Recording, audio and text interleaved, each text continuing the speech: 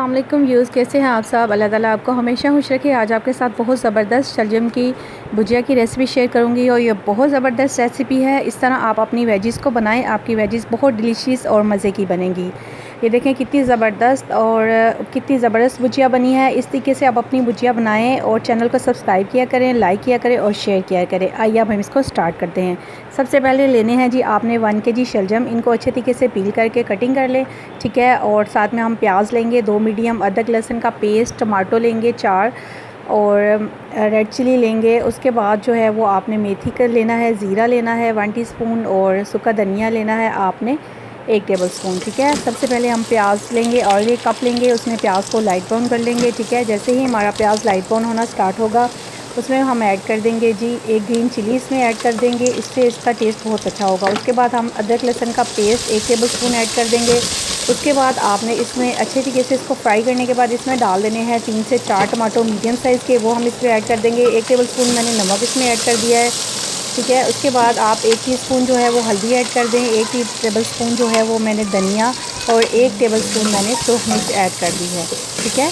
उसके बाद आपने इसको अच्छे तरीके से मसाले को भून लेना है, ठीक है। और मुसलसल आपने चम्मच को हिलाते जाना है, इसी के अंदर आप मसाले को भूनते जाएं और इस तरह मैश कर लें, ठीक है। ये देखें आपका मसाला बहुत ज़बरदस्त गल चुका है और मैश हो चुका है। इस तरह आपका मसाला हो उसमें, उसके बाद आपने इसमें ऐड कर देने हैं 1 चम्मच ज़ीरे का, ठीक है।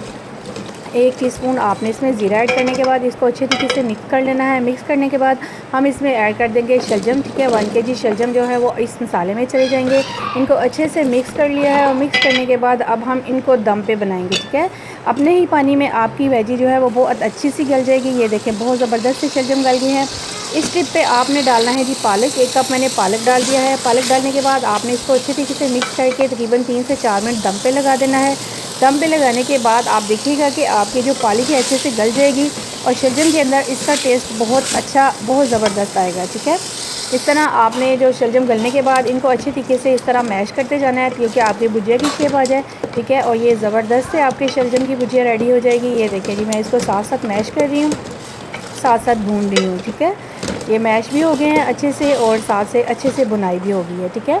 अच्छे तरीके से मैश करने के बाद आपने इसमें ऐड कर देना है जी, अब हम इसमें ऐड कर देंगे, ये देखें ये ज़बरदस्त से मैश हो चुके हैं, ठीक है। अब मैं ऐड कर दूँगी 2 से 3 हरी मिर्चें और सब्ज़ धनिया, बस आपने और कुछ भी ऐड नहीं करना। इसके बाद आपने इसको अपने अच्छे से प्यारे से बाउल में, सर्विंग बाउल में डाल लेना है। इसको आप तंदूर की रोटी के साथ खाएं और दूसरी रोटी के साथ खाएं, आपको बहुत मज़ा देगा।